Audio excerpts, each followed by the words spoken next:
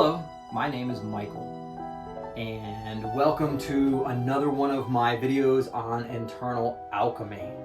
This video is on the Kundalini, and I wrote it here so we can all see it, the Kundalini Awakening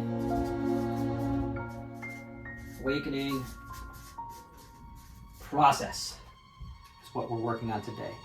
And how? Why? How would you use it? Why would you do things? And most importantly, how long? We all live in a modern age, right? We're not in the 20-year-old monk age.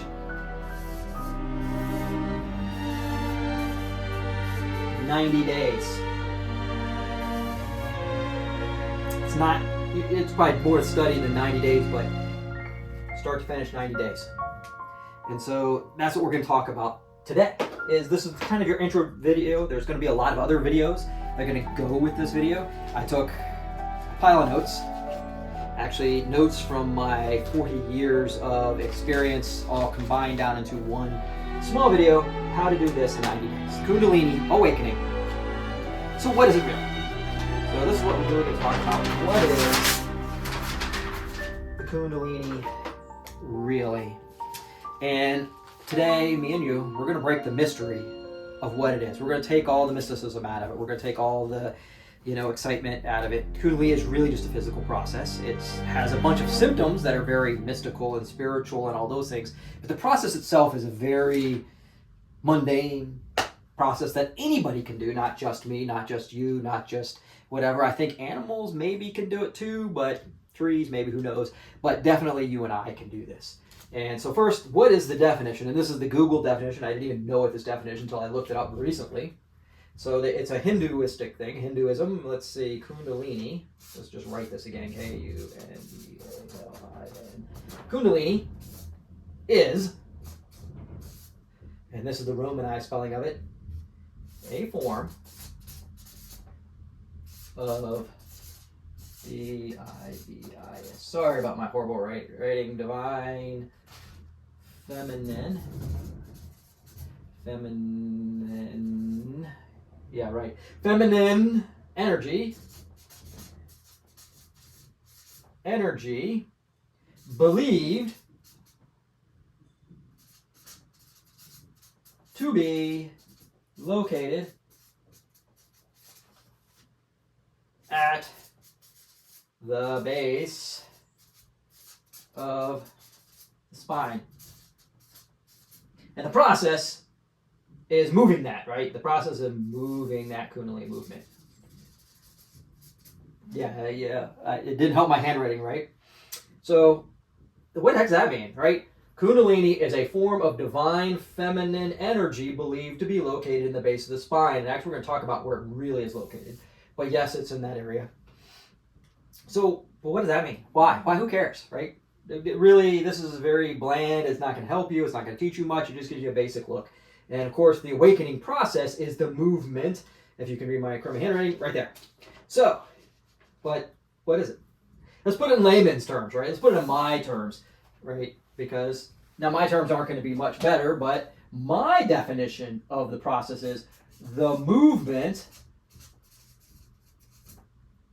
of creation energy in the human body,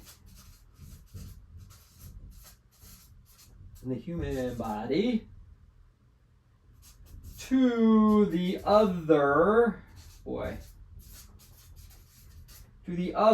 energy centers / chakras, right? Chakras. And that's my definition.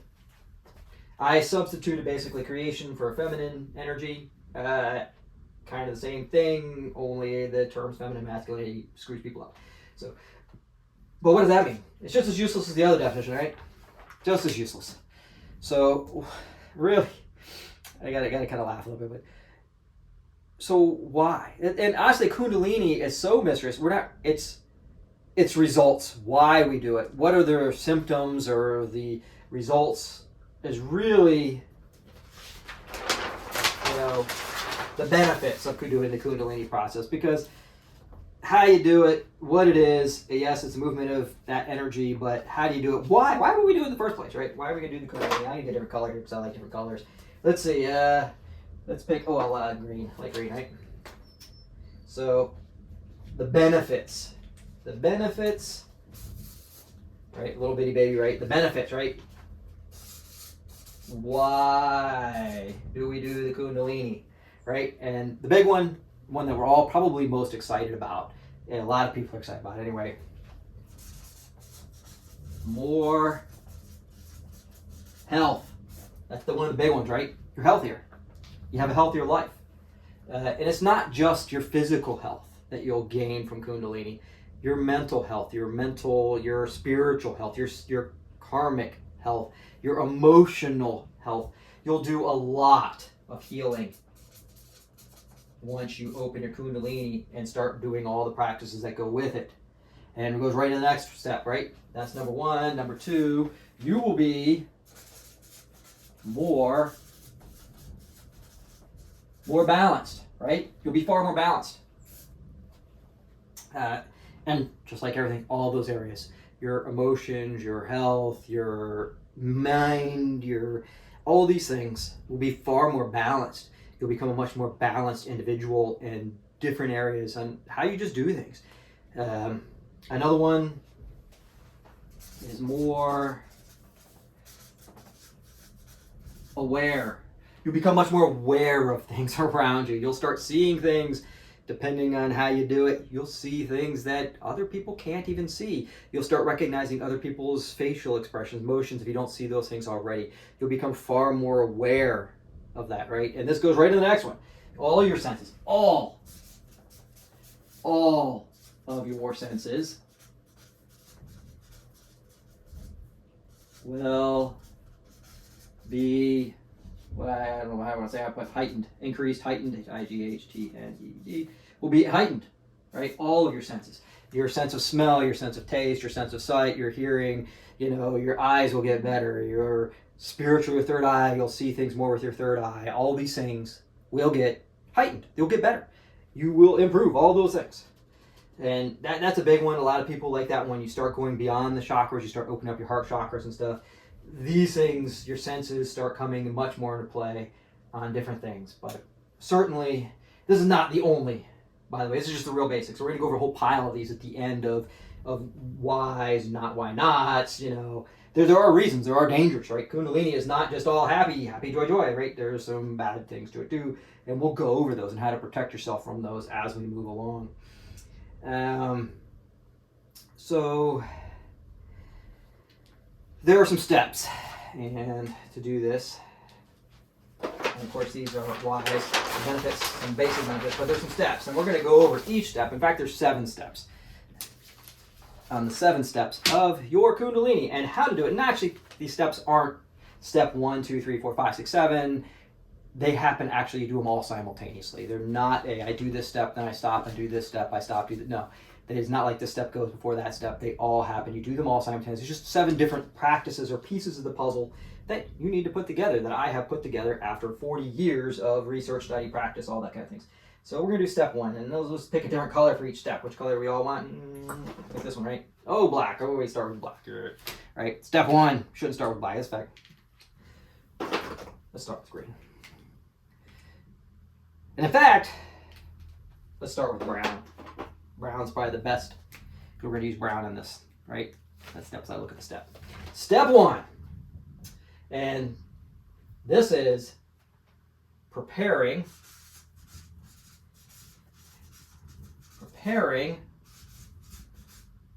your path. Whoa, what's that mean? How many of you out there have heard of running one's orbits? The microcosmic orbit, the macrocosmic orbit. This is this step. You're preparing the Kundalini path. And we're going to talk about the orbit. So let's say you have you here, right? Okay, you have, assume we're going to say we're just going to have a start point here. And in this case, we're going to put an end point here, right? There's your end point. However, the orbit goes up your spine, around, back down to here, right? Little arrows, right? That's your orbit. That's a microcosmic orbit. It's very simple. It goes up this, it goes from your sacral, look at my butt, but it goes up your sacral, up your spine, over through your head, back down to the front, down the front to your sacral, with connection mainly at your tongue. Okay, but this you got to do, and this is a whole nother video, the microcosmic orbits. And in fact, I'll go into and actually make that video eventually for you guys, and eventually I'll link them all in the description below when I get there. But let's talk about preparing your path for the Kundalini energy, for moving this creation energy through your body. And it's a different, right? The microcosmic orbit talks about chi, and I prefer chi versus ki. You can say ki, I think, okay, Q, I, or you can say ki, but I like chi. I'm old school. I studied 20 years ago when China still used Qi Kong versus Qi Gong, or however you pronounce it, whatever I say. So you want to prepare your path. So let's imagine now, take your finger here. Take your finger, and you have a dirt pie. You have like dirt, the ground, packed dirt, right? This is dirt all over the ground, right? Boom, boom, boom, get some dirt, right? That's our dirt laying on the ground. You pretend you're facing down, but we're looking here. Okay, take your finger, you go like that. Right? You draw a line through the dirt with your finger. You don't press very hard. You just kind of run through the dirt. Now you're not digging. You're just, okay? And then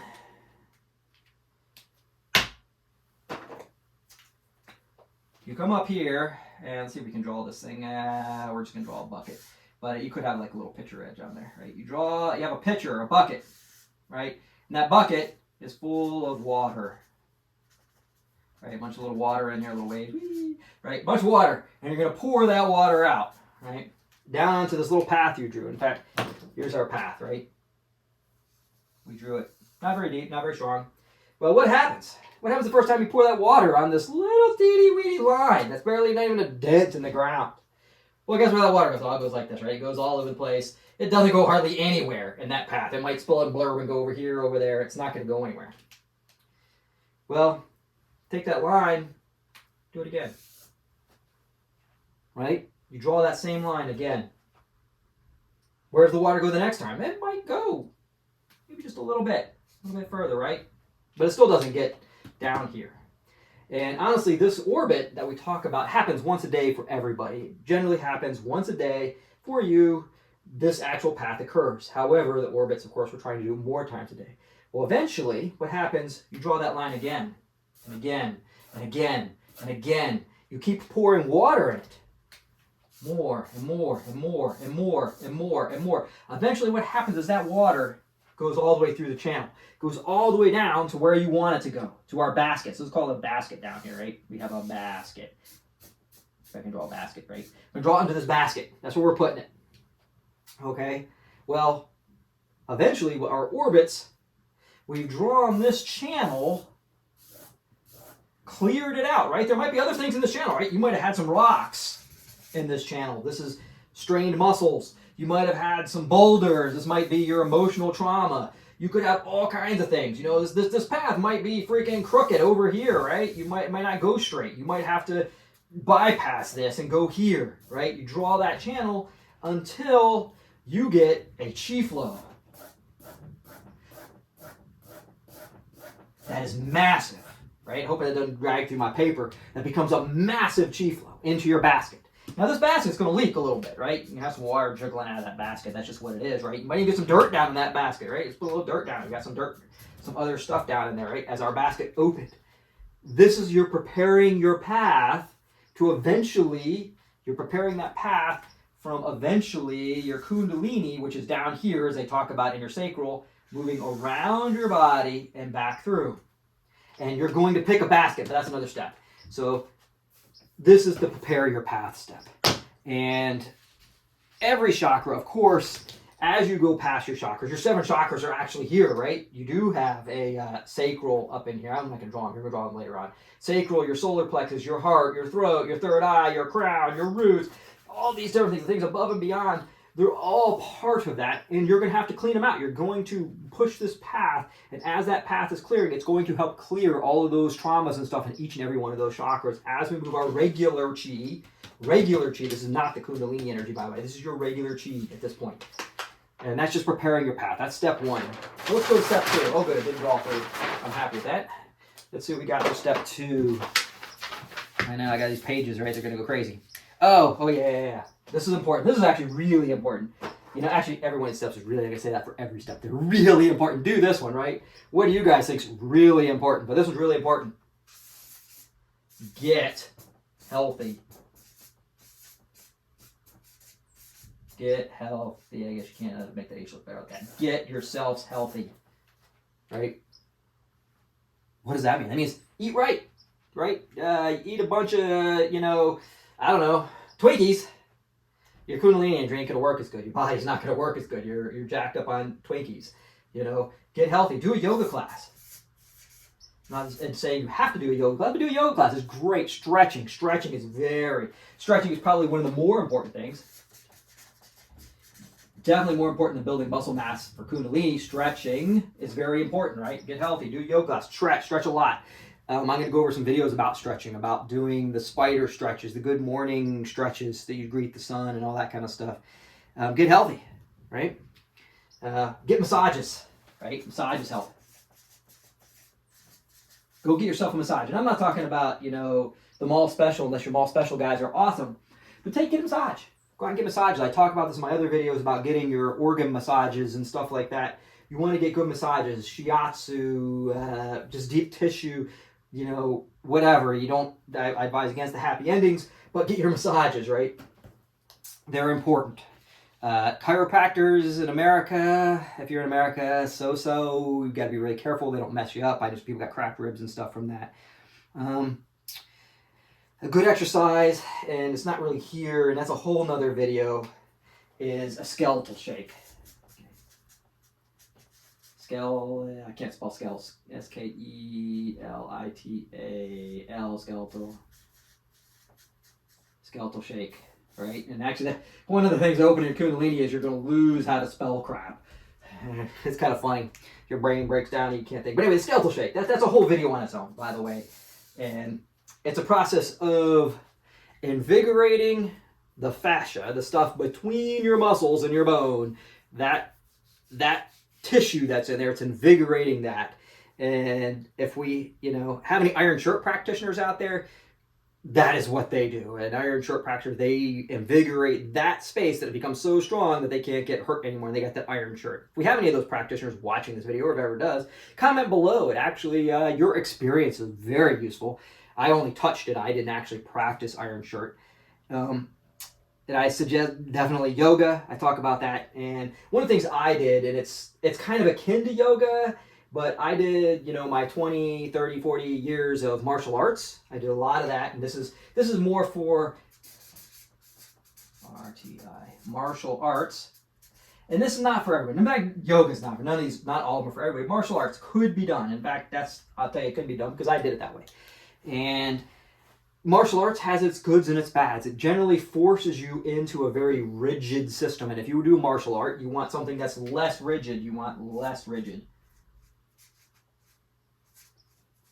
And more open and more body movement. In fact, dance. Did I write that on here? If I didn't, definitely dance. Go dance somewhere. Go start moving your body. Start getting healthy, dance. For girls, because we're going to be doing a lot of work down here in your sacral, belly dancing, right? A lot of that hip movement. For guys, belly dancing could cause some hip problems, back problems. So be a little careful. Guys, if you ever watch a real guy belly dance, they dance like this.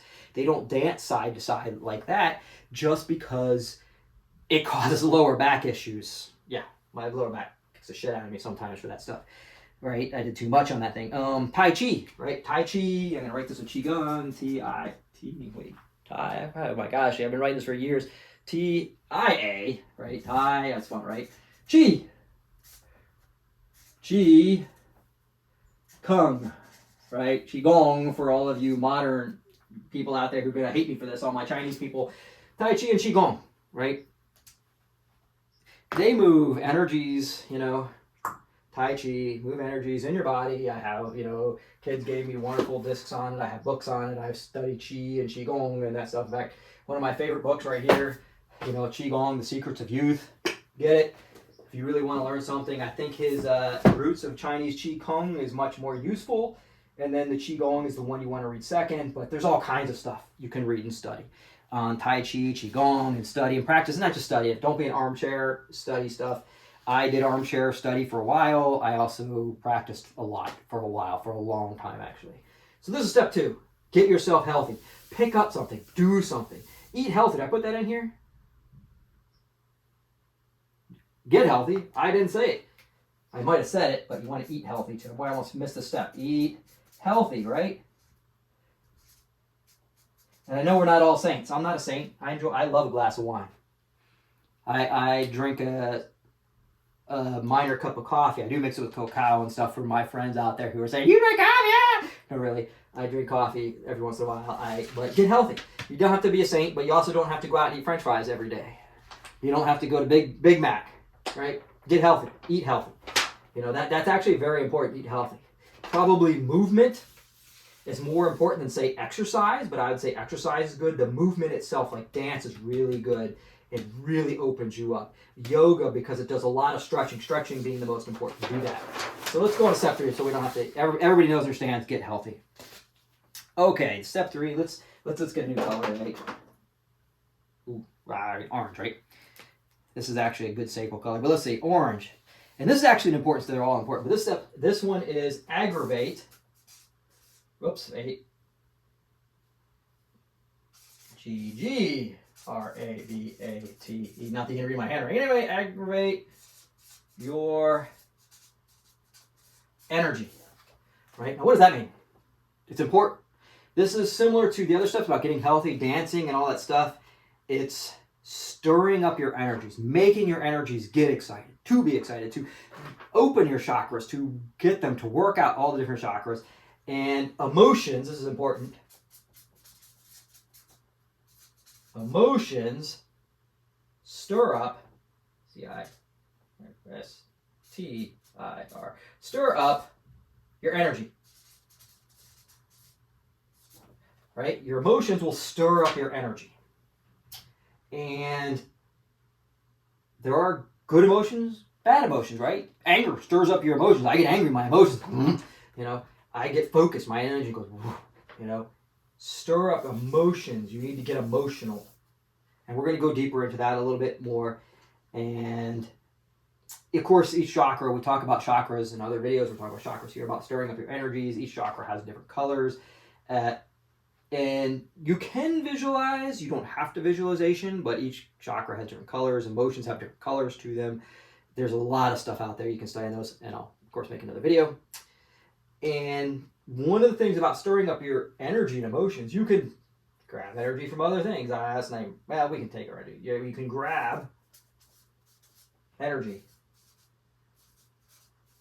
We can grab energy from other things, like mostly the environment. I do a lot of geomancy, a lot of work with the environment around me. All the chakra elements all have a level in the earth, and I do a lot with absorbing and giving to the earth itself. So that's important. This step, aggravate your energy. We're going to talk about that a little bit more, about how to do this. This is something you got to do, but how to do it, you get emotional. Basically, you get emotional.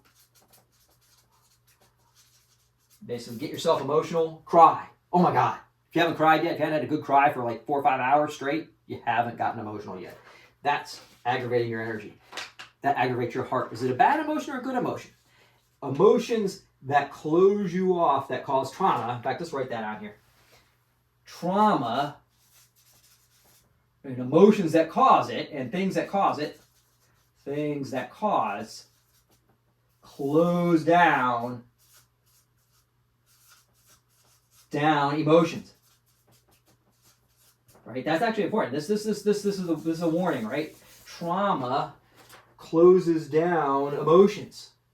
You know, anger doesn't necessarily mean you're closed down. It's not a trauma. You know, somebody beats the living heck out of you and you get so scared of that person, your emotions have closed down, right? And we're going to go on and talk a little more about this, you know, and other stuff. That's more videos. Let's go to step 4. Because aggravate, that's actually, we're going to get more into that as we go. Oh, this step's important too. Let's see. What's a good one for this? We'll do blue. Okay, different colors, so you guys get something more. This is actually, this step, I've seen people use this step and not use this step. And you can actually get through these.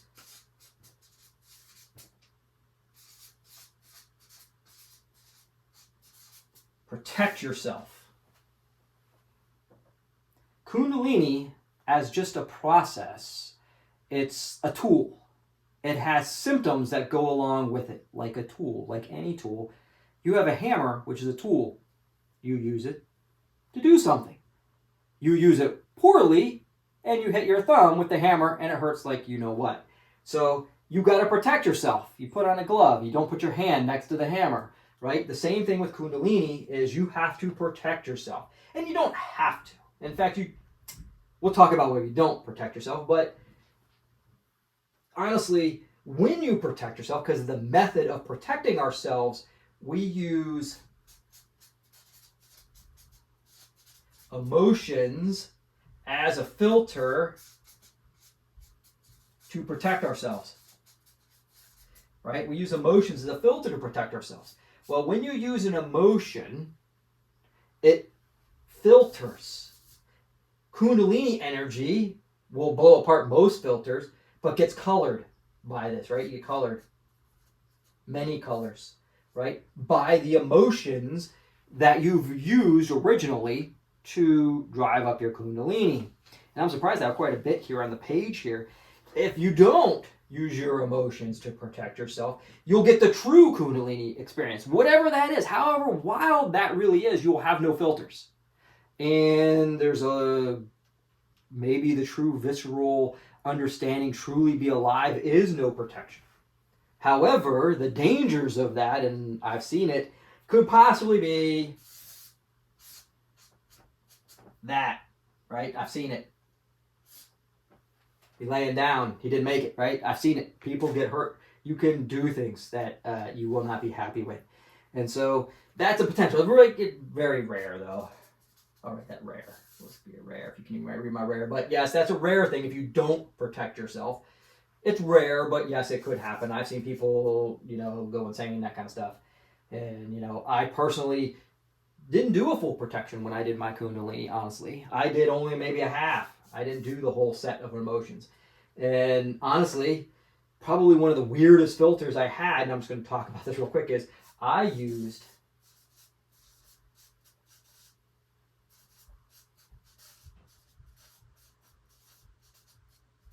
my own death experience, and this is me.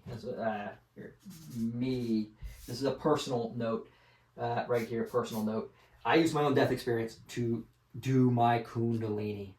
And that colored, it filtered, oh my gosh, it filtered my Kundalini awakening and how it went, different things. I got different abilities and different skills, because you'll learn stuff.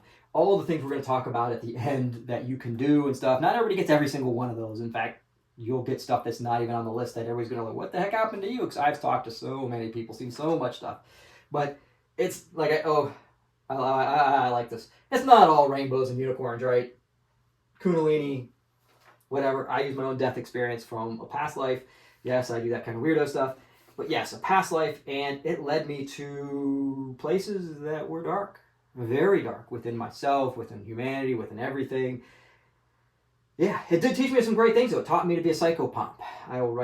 Should I write that? I don't know. It taught me how to go into the Akashic Records, how to heal people on a karmic level. It taught me how to help people pass beyond, how to go to the next level, how to help people come back from past beyond, how to help souls, and not just people, souls actually, this is beyond people, right? It taught me a lot of weird stuff about, reading books of dead, all that kind of stuff. That is for a whole nother video, maybe even another channel, that experience and how it expressed itself, but we'll just skip, we'll just keep going from here. Step 5.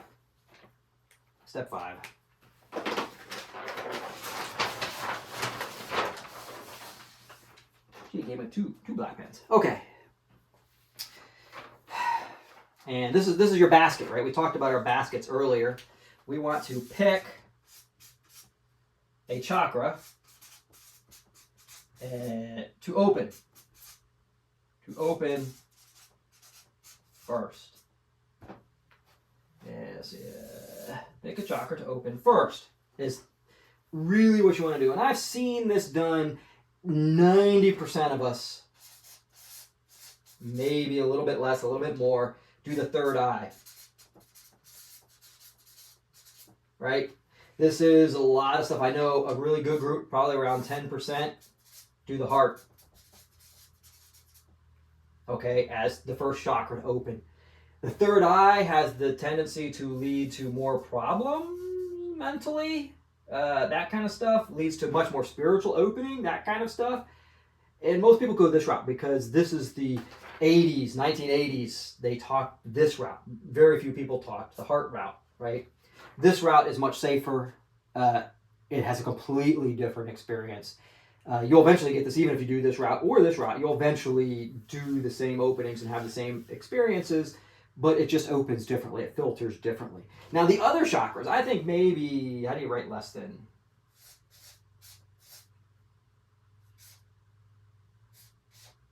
Greater than? Less than? I don't know. However we write less than, I don't right now. 1% is the others. And I think I've only ever seen, I think one person I saw played with their crown. Right? I mean, a lot of times it does burst out through the crown, even if you're doing your third eye. But they focused on this, right? This is our baskets again. Right? We're opening that basket. This is where we're putting all our energy into it.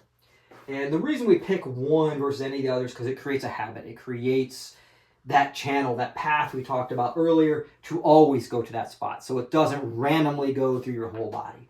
Now, I think some of the other chakras, maybe your like throat, your solar plexus, and your sexual organ chakras, all those, I think because of the way they're more in tight, there are much more less energy held in those versus, say, your third eye or your heart chakra, which are very open chakras, that this may not, I think the third eye, the heart are the two that we're going to focus on. I'm going to primarily focus on third eye because I did that one, but I'll also talk about the heart because it's a much, much happier thing.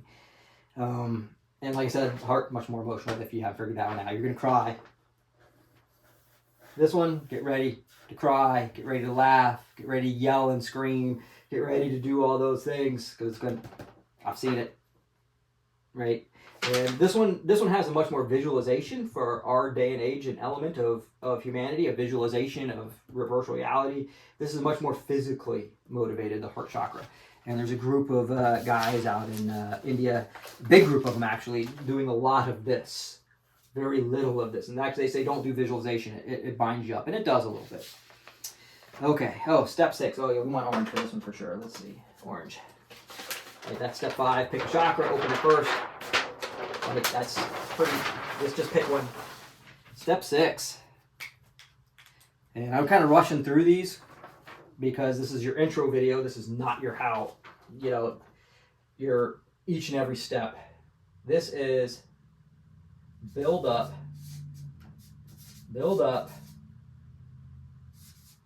your sacral energy. Now, why do we choose the sacral energy? And there's several reasons why we choose sacral energy. A lot of times your sacral, if you don't know, is in this area right in here, and you're, it kind of right, below here to almost to here. And some people even include the sexual organs. It's really, I kind of view them as separate. But your sacral energy is in that space. It's almost in your, I think they call it triple burner. And that area's basket is massive.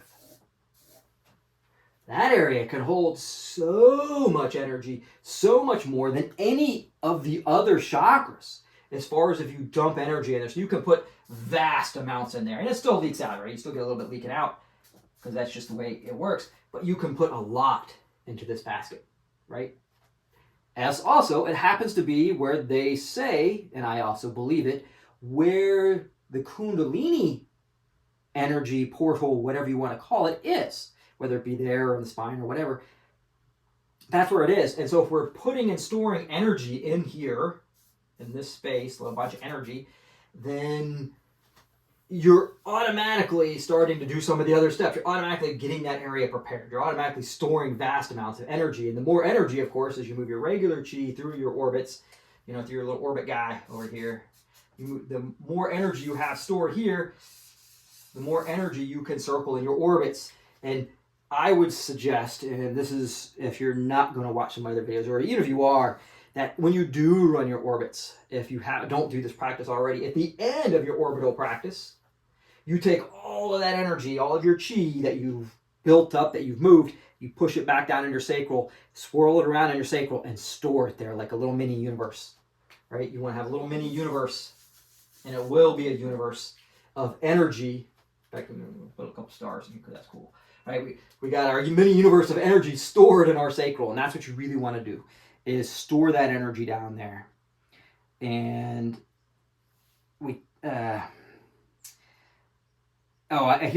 good. This is where I talk about this. I'm glad I talked about universe. I'm glad I talked about this. And where am I going to write this? Where is, Kundalini? Where does it reside? This was a question. The web definition said, we think Kundalini is here. And I don't 100% know. And people talk about it being in your DNA, being in your root of your spine, the base of your spine. When I first did it, I used to think it was in my womb space, guy or girl. I thought it was right here in my womb space. Some people think it's down in your sexual part. Some people think it's in the sperm and the egg, because that's massive creation energy, right? And this is where I think it comes from after my decades of study. And this is going to get weird on you, because a lot of people don't see this, is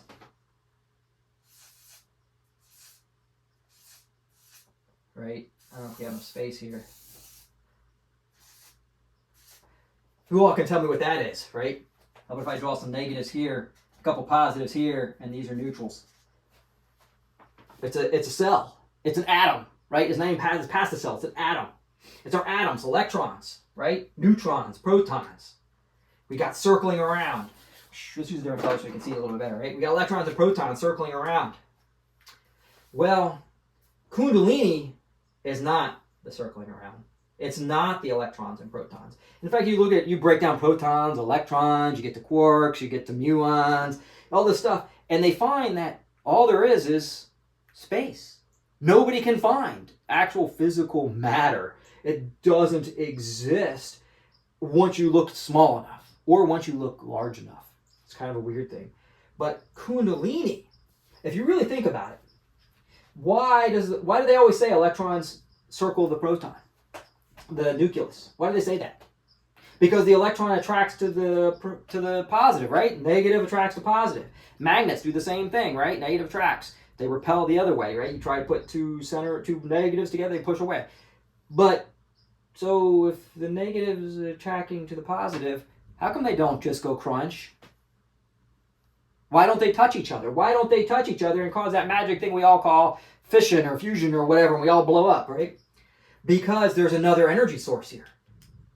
It is not centrifugal force, because it doesn't circle like little orbits. It's like a cloud, right? Electrons they only draw them on paper because you can't draw the cloud, but you can find the cloud. There is another energy source between these guys, between the muons and the protons and all that stuff. There's an energy source in here. It's holding this stuff apart. It's keeping the collapse. This force of energy that you can't even see, you can't experience, whatever that energy is, that is the divine feminine. That is the creation. That is the space which is in between all else. On such a fundamental level, it is everywhere. That is your Kundalini energy. You can get Kundalini from anything. I can get Kundalini from my glass of water. There just so happens to be in the human body a portal, something. I don't know whether it be a portal or whatever. It's down in there somewhere where you can access that energy to eventually go kaboom around your body. Right? That's your Kundalini. That's your divine creation. That's where it really resides. If you're looking for Mother Earth, you're looking for the goddess, you're looking for the feminine within, that's where you're looking. Pure creation, far beyond your sexual whatever you got down there. So let's look at step 7, Oh, let's get something more fun. Let's do green, right? It's not really my favorite. I wish I had yellow. I don't have yellow, right, per se. I have some yellow highlighters, but they're not the same. I don't know why they give me yellow in this packet. But the next one is you have to excite the creation energy. Excite the or your creation energy, right? Forget the. Excite your creation energy. The energy that resides within you, you need to excite that. You need to get that excited. It's not your regular sheet, right? I can get excited, right? Right? I got excited. I crunched a bunch of energy. Did I crush creation energy or chi energy? You've got to excite the creation within you.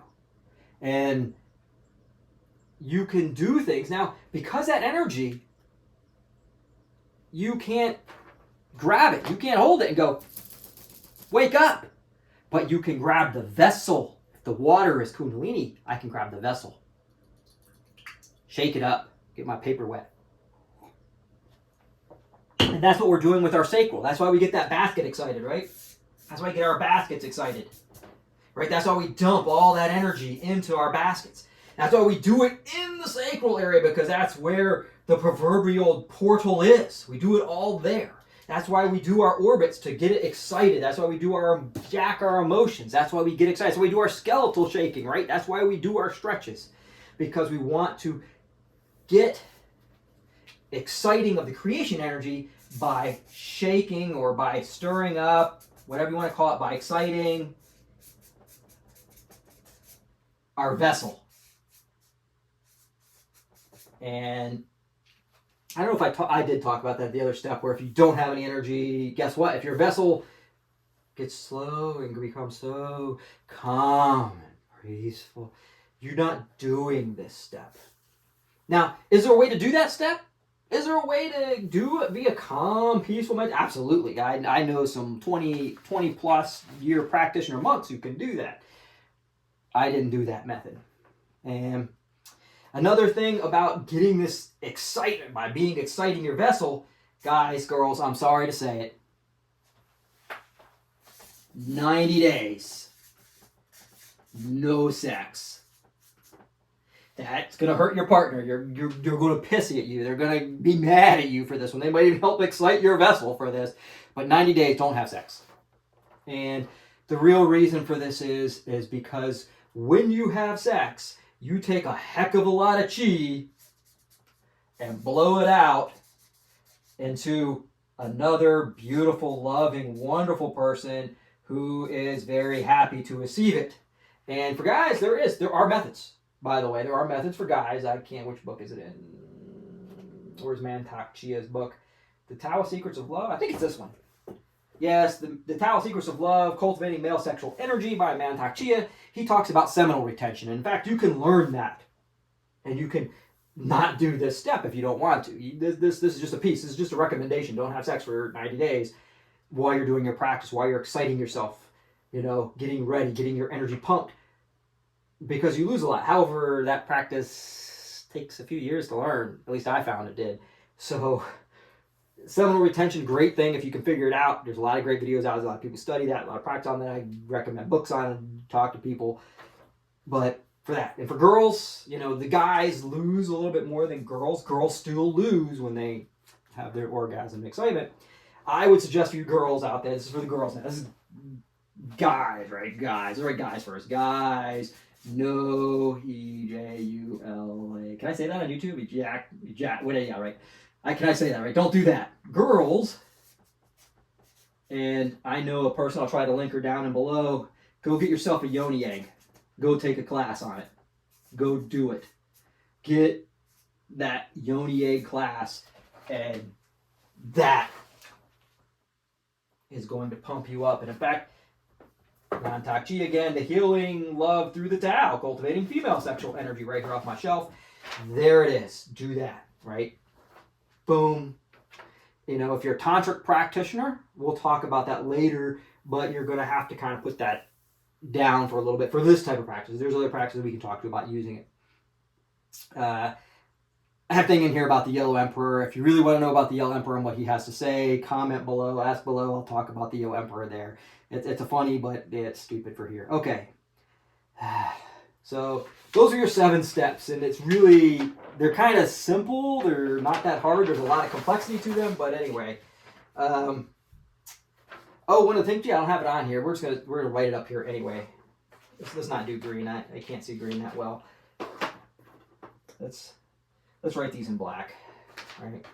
This is probably one of the big things is practice, right? Not really a step. It's just to do it. Practice. Right? Is there an E on the end of practice? Wait a minute. Oh yeah, there is E. E. I see E. Practice, practice, practice, practice, practice, practice. Right? Practice those orbits. Go and do that yoga class. Don't just say, I'm doing a yoga class and not do it. Do it. Go out and aggravate yourself. Aggravate your emotions. Get emotional. Go to a tearjerker movie. Go watch Titanic. You know, I can't believe I cried at Titanic. It was a beautiful movie. You know, stupidness, but practice, practice, practice, practice, practice. That's not a step. Just do it. Right? It's not really a lot of hard stuff. You just got to practice all the steps. And I'm just going to go a little bit here before I get into other things about Kundalini, other methods of Kundalini. When Kundalini happens, oh my gosh, the actual, when it happens, when you get that Kundalini, and this is from the lightning path method, and that's what I'm working on here and talking about here is the lightning path Kundalini practice for all of you out there. It's different from the others, from the other paths, and we'll talk about some of them. When it happens, oh my God.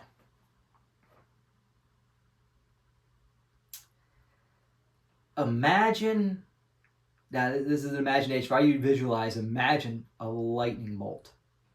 A bolt of lightning shooting up your spine and into whatever, mine was my third eye, whatever basket, whatever chakra you wanted to open. A lightning bolt.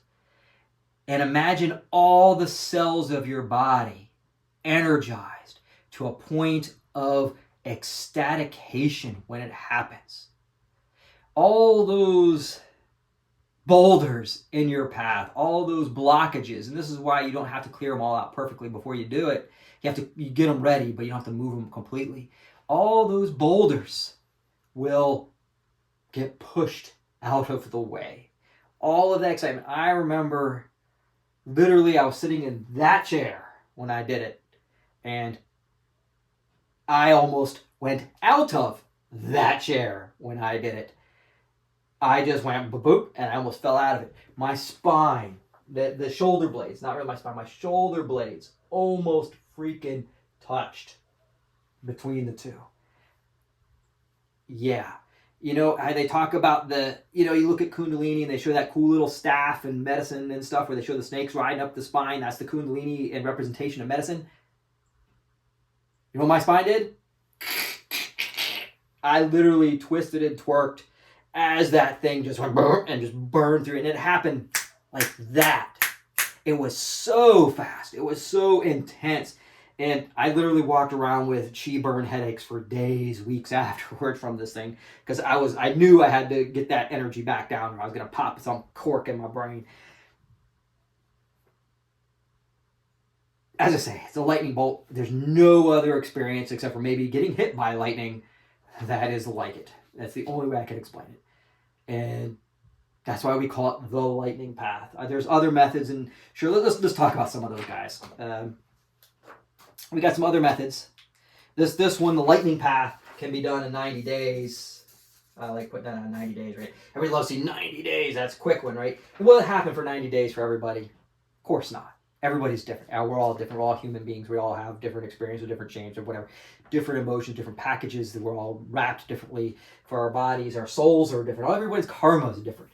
90 days is the general. Is there people who are going to do it in a week? Sure. Are there people who are going to take 90 years? Sure. You're going to take 90 years? No, because I'm going to get you there in 90 days. Okay? But some of the other methods, and these methods have positives. I've seen them. We talk about that 20-year, right? The 20-year monk. 20-year monk. Plus another 20 year, right? He learns it in 20 years. He takes another 20 years to do it. Right? Is it doable? Can you do it by seated, calm, 20 years, 20 years. Can you do it with this method? Can you do via totally releasing all of the trappings of this reality that we sit in by obtaining, I'm staring at the wall for 7 years, or I'm staring at this and I'm doing that, and I'm completely have no attachment whatsoever. Give me some rice. Can you do that? Yes. Yes. That works. And in fact, actually, track record, more people, more humans, more souls get there from that method than the other methods. Because of the dedication. The people who start this and go through the first 20 years, they carry on the next 20 years. This is almost a zero dropout rate when you get this far in. You're more likely, if you take the 40-year, 20-year method, the 20-20 method, you're going to get there. You want to do it? Bang, go become a Buddhist monk, right? The Buddhist guys got that locked down. They got a system, it's all written out. All you got to do is study for 20 years and then do practice for 20 years and you got it. Right? Easy. Like I talked about, these other guys, the lightning guys, right? Lightning. I knew a bunch of monks, crazy bastards, they're crazy, you gotta be crazy on it because they are crazy, went out and zapped themselves, right? Lightning, bang, and actually it's not this way. That's not what they're looking for. As we all know, lightning either goes up or down. In fact, they were looking for this way of lightning to rocket through their root, up through the top of their head, up through their crowns, bam. A bunch of guys chasing storms to go hit by lightning. If you want to do that method, have fun. I ain't going to do that method, but it does work. It does work. Right? There's another method, and this method is not my favorite. Drugs. Drugs. Drugs. Can you do it this method? Yes, there is a combo of drugs that will awaken your Kundalini. There really is. And now there's a bunch of problems with this method. I'm not saying go get your weed on, right? I'm not saying go do an ayahuasca. It might be on my bucket list, but it doesn't have to be on yours. Drugs have a tendency to be very temporary. T-E-M-P-A-R-Y. Have tendency. The Kundalini experience is very temporary. Yes, you can have Kundalini, get the awakening process, and then shut back down again. And it goes back away again. Drugs are temporary. And the reason why drugs are temporary is because a lot of times drugs mess with your ego, your mind, your ability to focus. You have to have a lot of good focus, right? Focus. In fact, I don't know why I didn't write this down earlier. Emotions excite Kundalini, right? Boom, they're like a star. Emotions are exciting them. Your focus or will focus pulls. It doesn't, it's like a vacuum, right? It pulls that excitement through your orbit. And we'll get more of that in your orbit class. But, boy, my hand getting black, right? Drugs have a tendency to wreck your focus, which makes it very temporary. F-O-C-U-S-E. It wrecks your focus a lot of times. It scatters it. It dims it. It does whatever the drugs do to it. Some of them focus you more, but then ignore other things. it makes this a very temporary Kundalini awakening. And I've known people to do this. I've known a lot of people who actually do this. There's unfortunately, a lot of people out there who are on drugs. In fact, I won't deny, in a past life, I was a drug addict, right? It screwed me up, but I did it.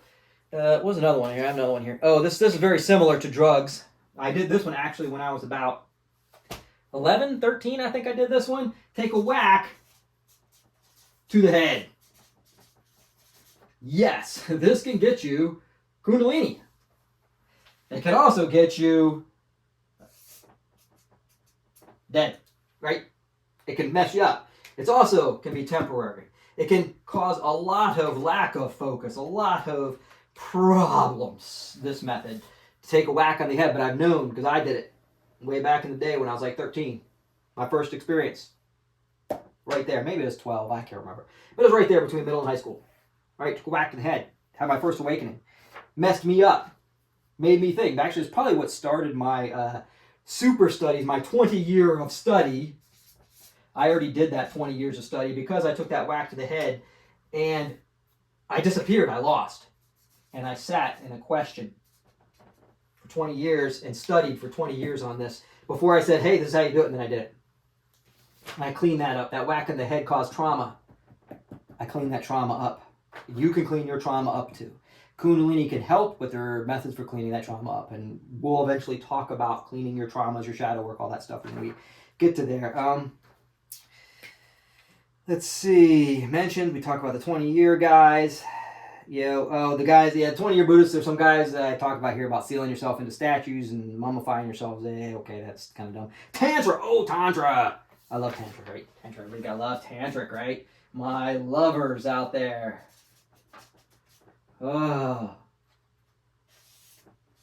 Boy, if I can't draw a heart too well here, right? Yeah, yes. My lovers love the heart. H-E-A-R-T, sorry. Tantra. Oh my God. Tantra works. It really can. Now, there's a lot of people who get distracted with the other piece, that they get distracted with this portion of the tantric practice. But Tantra is not. I mean, it is, but it's not focused here. And yeah, it's focused here. Tantra is a practice of love. It's a practice of your heart. That is why it's one of the 10% steps. That's why a lot of people do that, because that is a beautiful, beautiful thing. And whether you practice Kundalini or not, dump chi energy, dump stuff into your heart. Oh my gosh. Yes, I have a friend. I'm not going to promote her class, which is coming up soon, but yeah, she does heart open activations, all that kind of stuff. Your heart is excessively connected to who and what you are in the universe and everything. And I talk, I got to mention these. I got to mention the jade tigresses, depending on how you look at them. Historically, way back in the day, I won't write this over here. There was a group of tantric practitioners, a bunch of females, called themselves the Jade Tigers, I think. And they went around and, I know, I shouldn't have did that on video, but they went around and did that to a bunch of guys, took that creation energy from a bunch of guys, and alchemized it and used it to achieve Kundalini or achieve their higher spiritual practice. Not everybody's trying to achieve Kundalini. A lot of people didn't even know what Kundalini was. They were just trying to achieve higher spiritual practice via that step. And I'm sure it was fun as all get out for those people, for those girls. I bet they had the time of their life doing it. However, I will tell you this right now.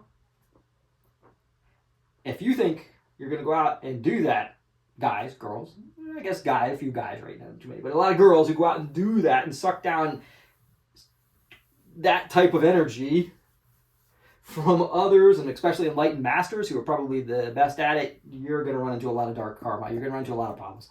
So that's kind of a stupid story. Okay. Now, like I said, this is a DIY generation.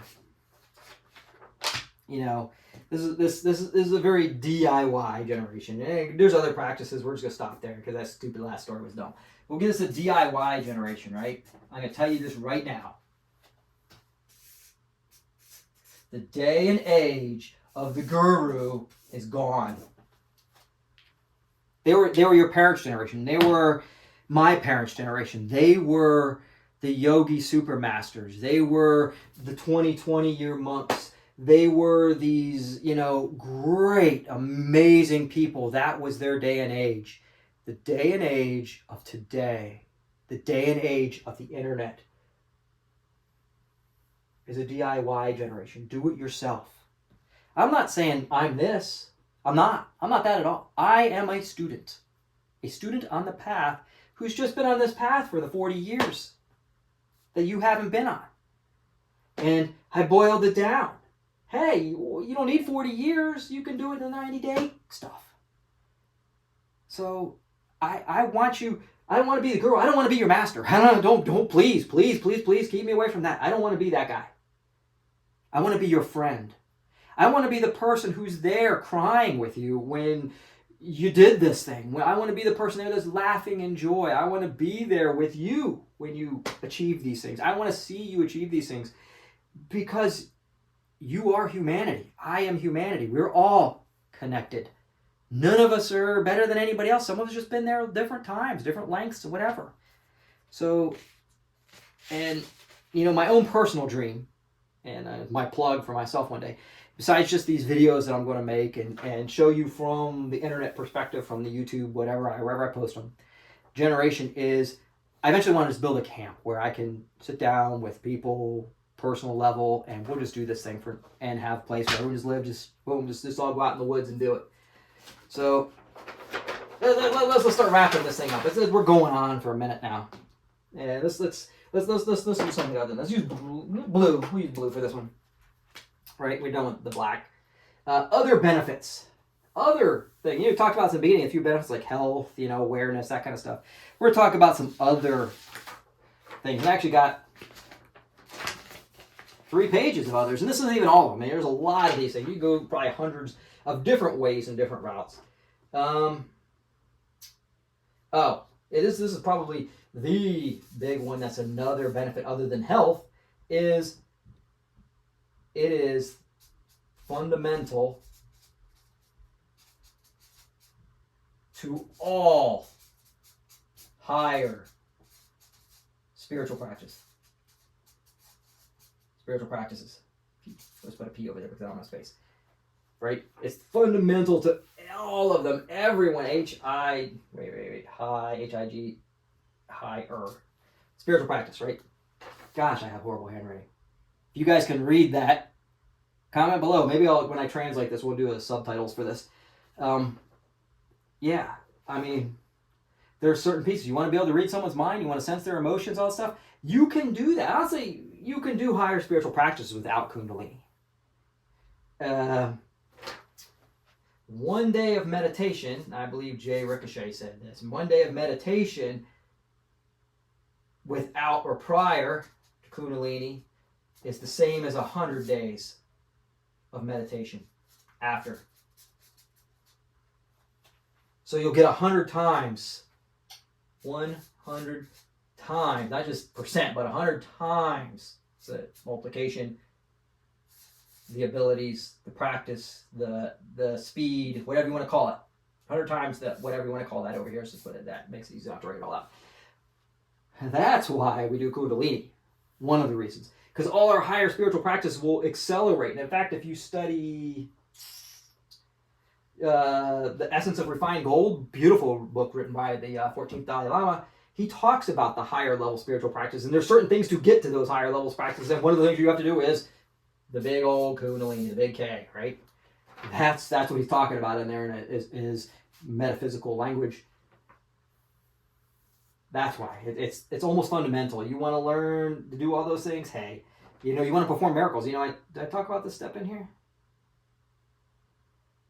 Oh, it must be in the next step. You want to heal people, perform healing miracles. Like Jesus did in the Bible.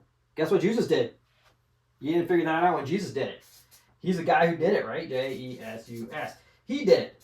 Muhammad did it. Moses. If you want your biblical guy, references, right? All these guys, if you study how they did it, that was one of the other methods. I might have skipped this on the other method page. They did it by going out in the desert and getting dehydrated. I don't know, that's what dehydrated, I don't know. Dehydrated, right? They went out and didn't have no water. Draw some water there instead. There was no water, right? And went out in the desert, got themselves dehydrated, and came back with Kundalini. Came back with this magic that they called it back in the day, right? They came back with it. Those guys did it, right? That's why was Jesus able to heal people? Kundalini that was touched by God, right? He had more than just Kundalini. He had more than just a creation.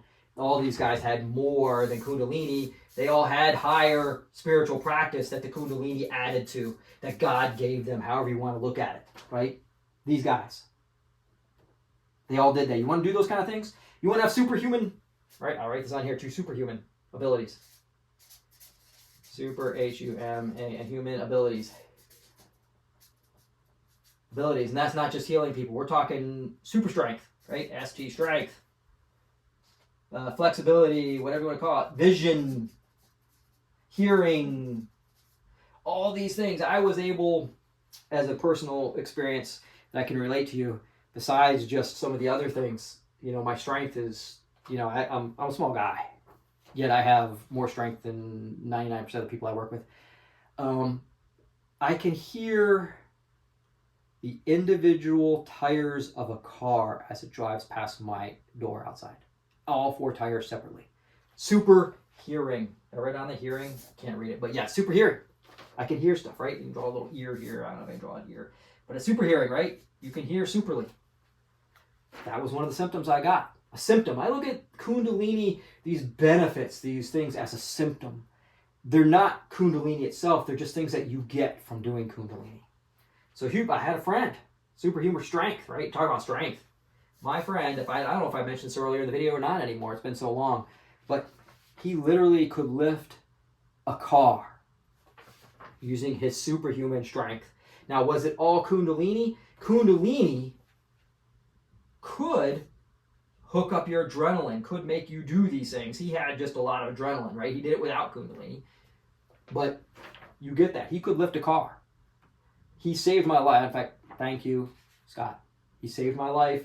I almost died, crushed to death by a 50-foot high steel girder that collapsed in a warehouse and almost crushed me and cut me right, would have got me right here, except he would just went boom and held that sucker. So God looked out for me, right? Good old Jesus, he looked out for me back then. All these superhuman abilities are there. I guess we'll get away from that. That's cool stuff. Some people get that. I know a guy who always busted his beakers. He couldn't hold them anymore for at least a good month until he got his strength in check. But anyway, your chakras. I know a lot of people, especially in this arena, talk about chakras. Your 7 major chakras. In fact, actually, there's 7. There's 7 of them. I don't know. Wait. 1, 2, 3, 4, 5, 6, 7, 8. Oh, I count 8. But I always separate the sexual organs as a separate. But that's my own personal view. I view it as a point. In fact, actually, this is a neato thing here. Your 7 chakras. Let's see. We have your heart is an open. Your sacral is an open. Your root is an open. And your third eye is an open. There's a chakra here, here, here, here, here. Open, open, here, here, open. Now this one's down in here. This is the soul of the earth. Our root, we end here and here. So we got our chakras here. This is your sex and your solar plexus, your heart, all that stuff goes up and down.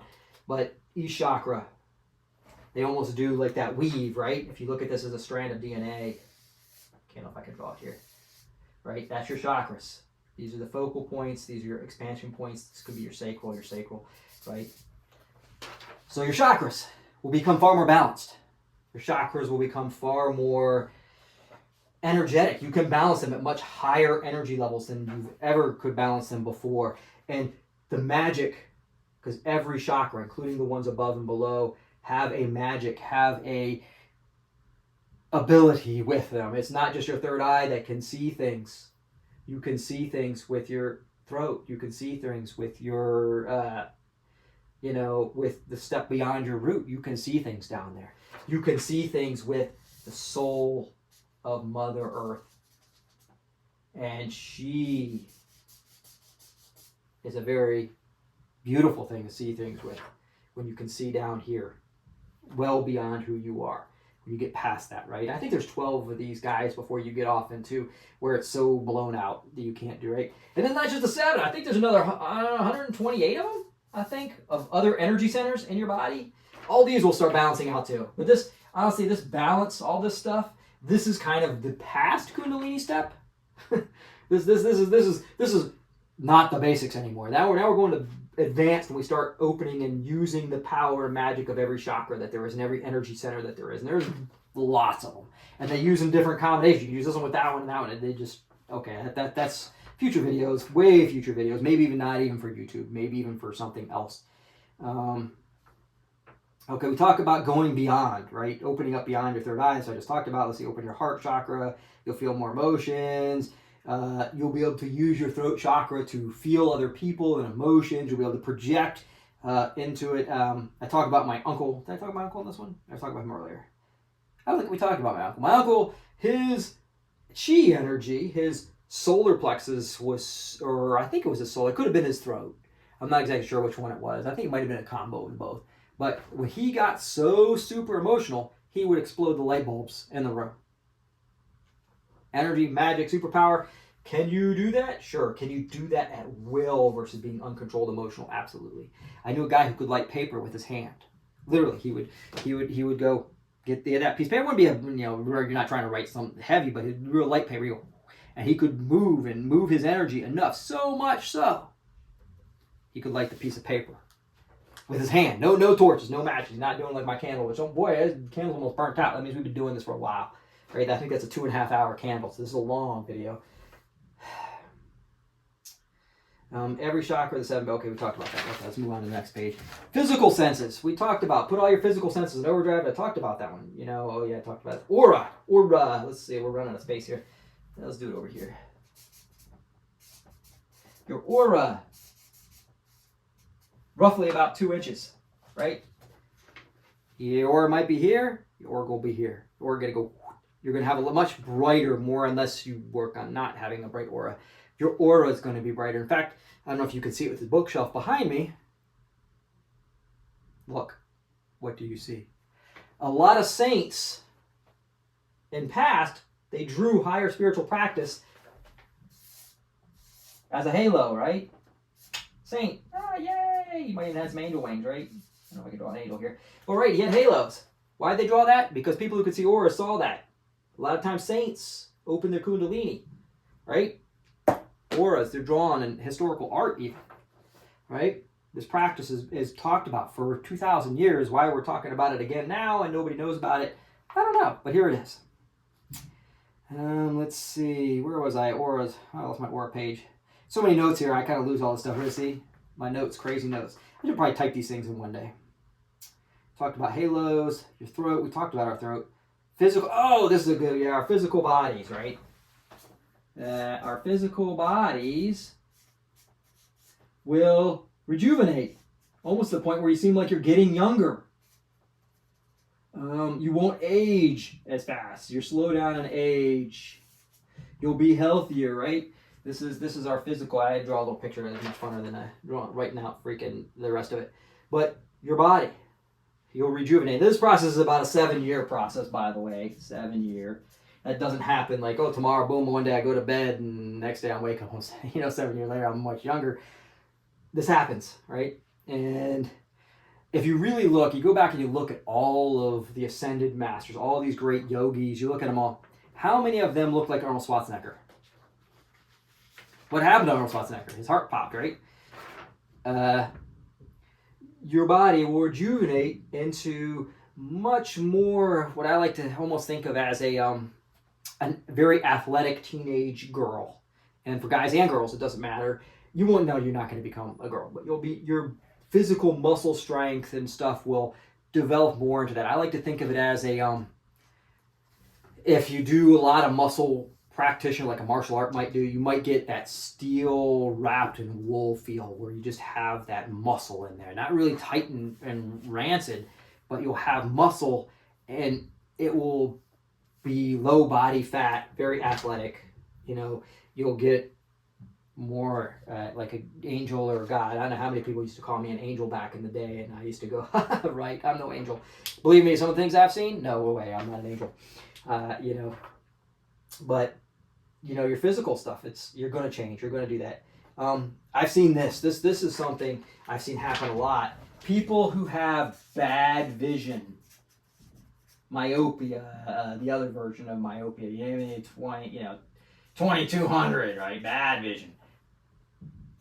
A lot of times I've seen this through my religious Kundalini Awakeners. You can do it via religion, and God can do it for you too. I've seen bad vision, the laying on of hands. I've seen people do it just energy-wise with their Kundalini Awakening. Their eyes. All that crap, all that stress, all that strain in your eye, resets. You're back down to 20/20. You can reset your vision. I've seen that many a times. That's an easy one. Colorblind people, if you're colorblind, it might cure. I've actually cured half of my colorblindness via Kundalini and working with my vision centers and eye chakras. I'm a student. I'm still learning. I'm still working on those things. Even after 40 years, I'm still working on those things. Cleaning up my eyes. Food, right? Your food intake, calorie intake, food. We're running out of space here. Food intake. Your body becomes much, much, much, much more efficient. You won't need as many calories. You won't need as much food. The breaths you breathe. You see a lot of Kundalini people breathe slower. I'm only breathing excited because I'm excited to share this page that you probably can't even read anymore. I can't even looking at this big pile of wad, right? But you'll breathe less. You'll breathe slower. Your breath work will become more smooth. You'll take more energy out of the things you take in and utilize it. It just happens. Your calorie intake will change. In fact, there's another one. You're probably going to end up changing your food intake, what you like, what your taste buds actually like. You might like healthier food. You might put down that Twinkie, right? You might say, hey, you know what? I saw a tasty cake over there in the Walmart, and no, I'm just not going to eat that anymore because my body doesn't crave those things anymore. That cravings that I had. Pregnant girls, your cravings change. Yeah, you'll have probably a much less calorie intake. If you're, your standard 2,000 calorie intake person, be expected to take 1,500. We expect you to go down to 1,200. You're going to drop your calorie. Your efficiency is going to go way up. And you're probably not going to like processed food. Now, let's talk about some of the bad results. And boy, I almost no page for the bad results. So we're going to have to squeeze these in down at the bottom. So I luckily there's only one page of these guys. Bad things, right? Oh, these could be negative things. And we might not write them all down. This one's a neat one. Just draw her little eyeball right here, right? Oh, look, she's got magic eyes, right? Maybe give her some eyelashes too. I knew a girl who came out of Kundalini. This could be a negative effect.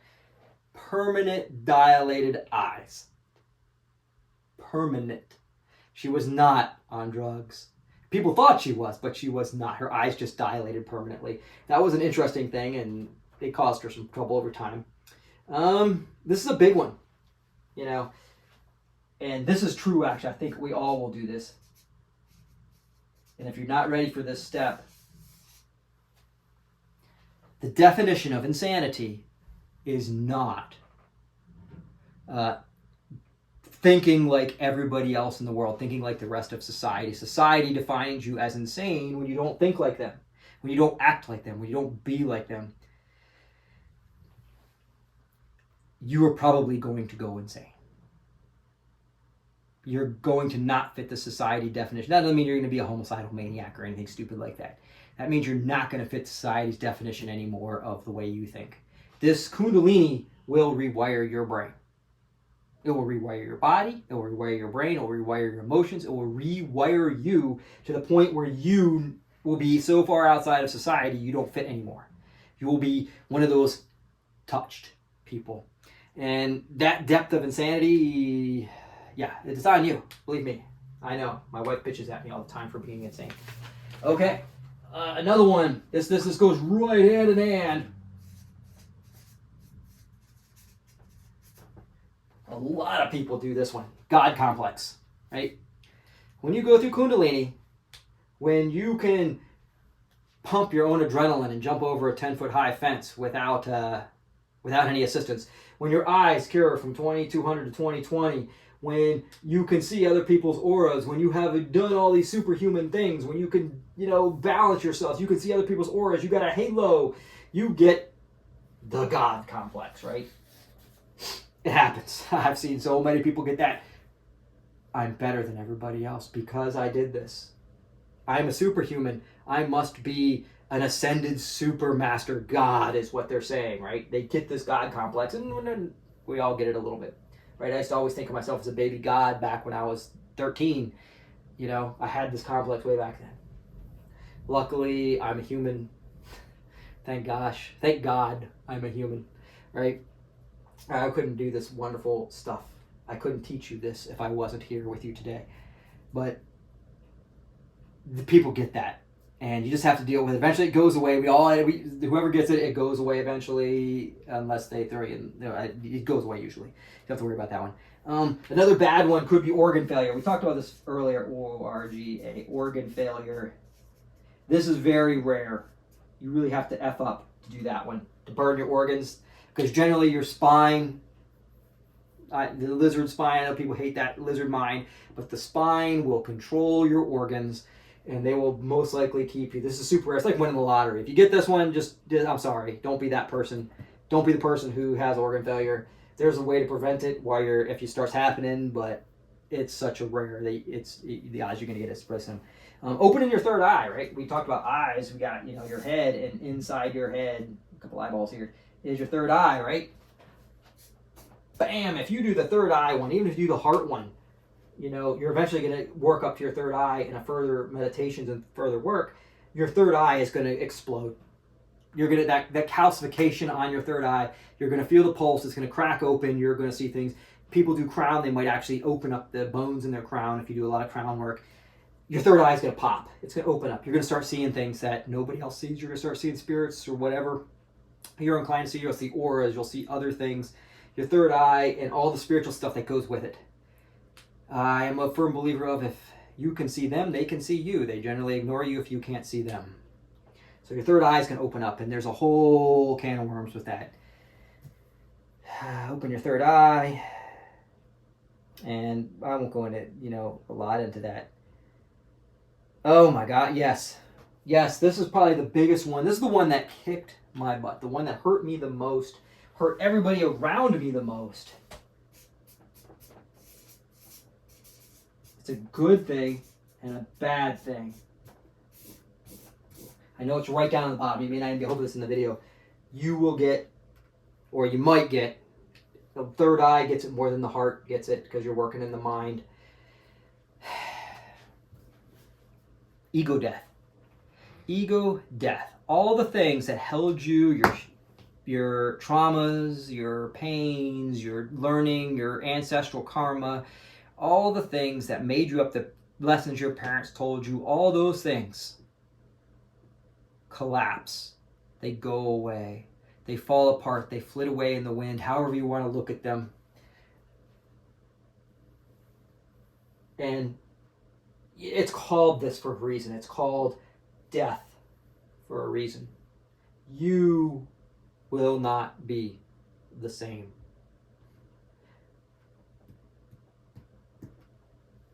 And people grieved and still do over my death. And I'm still standing here before you. Yeah, that's probably the biggest one.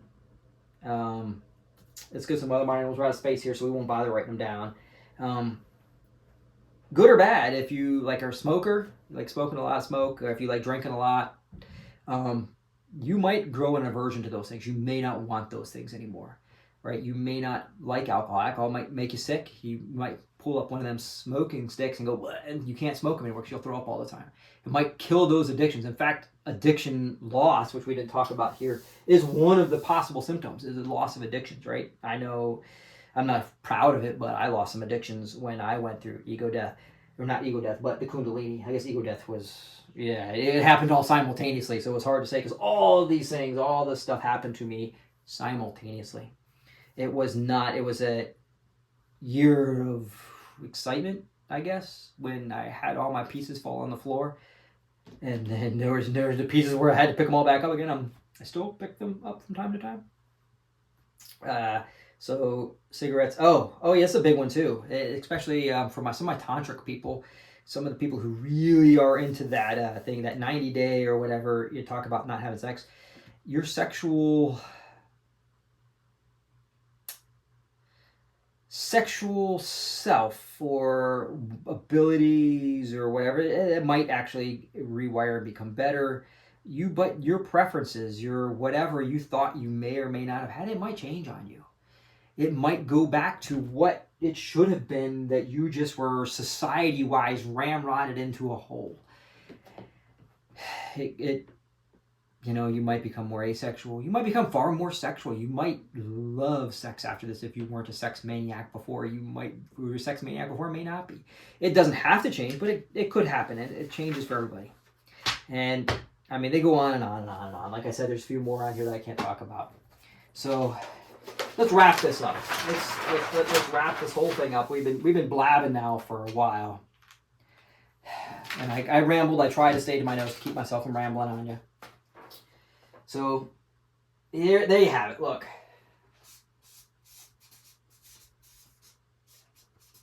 The Kundalini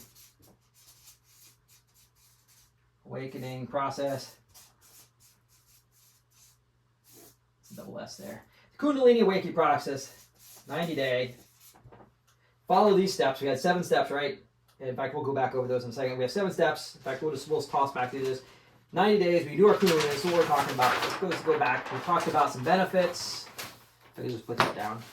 We talked about our benefits, mass amounts of benefits. Some other methods, we talked about some of those. We're talking mostly about the lightning path for us, for what I'm working on here, what we're working on. This is step number 7. Excite that creation energy. Excite the vessel, right? Excite your vessel. Step number 6. Build up your sacral energy. That's the biggest basket you got. Kundalini creation from in between everything. Pick a chakra to open. Most people do third eye. I did third eye. A lot of people do third eye. You can do your heart though too. It's a very wonderful experience. Do your third eye for your heart if you really want to do it. Great thing to do. Protect yourself, please, please, please. Don't be this guy. Don't be that girl. Don't be the one who makes this happen to him. In fact, you get a little tombstone with some words written on it. Please, please, please don't. Don't be that person. Protect yourself, right? Aggravate your energy. Get your emotions pumping. Get your body pumping, right? This is mostly, I talked about, some of that's, I ain't what I talked about here. But anyway, aggravate your energy, your emotions pumping. Get healthy. Please, please go get healthy. Start eating right. Start practicing some type of thing that gets your body moving, your stretch on, your whatever you need to get on. You know yourselves far better than I know you. Go do that. Go get healthy. Step 1, prepare your path. Get that path rolling. And this is your microcosmic. Why did I write microcosmic orbit on here? Micro, M-I-C-R, microcosmic, C-O-S-M-I, microcosmic orbit. Get your microcosmic orbit on, right? Work this. You're going to have to do a lot of this. You want to get that path clear as best as you can, because the more of these boulders in your way, you're going to get smacked. Here's some more benefits. We talked about health, more balance, aware, all that kind of stuff. All your senses are better. We talked about our definitions of Kundalini. In fact, let's read these one more time. Okay, I'm going to go back and read these one more time for you, just so you have them. The web definition. In fact, I'll look at you instead of looking at that stupid thing so you don't see that my hair falling out the back of my head. Kundalini is a form of divine feminine energy believed to be located at the base of the spine. My definition: the Kundalini process is the movement of creation energy in the human body to the other energy centers or chakras. And this whole thing, what we're talking about, is explaining what we're talking about right here, the Kundalini awakening process. How, why, how long it's going to take you. That's what we're talking about right here. And if you want more of my videos, like and subscribe. Please comment below. Ask as many questions. If this video didn't drive a bug, if you got through the entirety of this video and don't have a question, go back and rewatch the thing. There's a question in there. You have it. It's there. I have it. I wrote it and I have questions. So please, please, please, please comment below. If you want to see more of my videos, please, please, please like and watch. That's stupid. I should beg. I might have to delete that. Anyway, much love to all of you from my heart chakra, from my tantric love to yours. Have a beautiful, wonderful day. Thank you, thank you, thank you.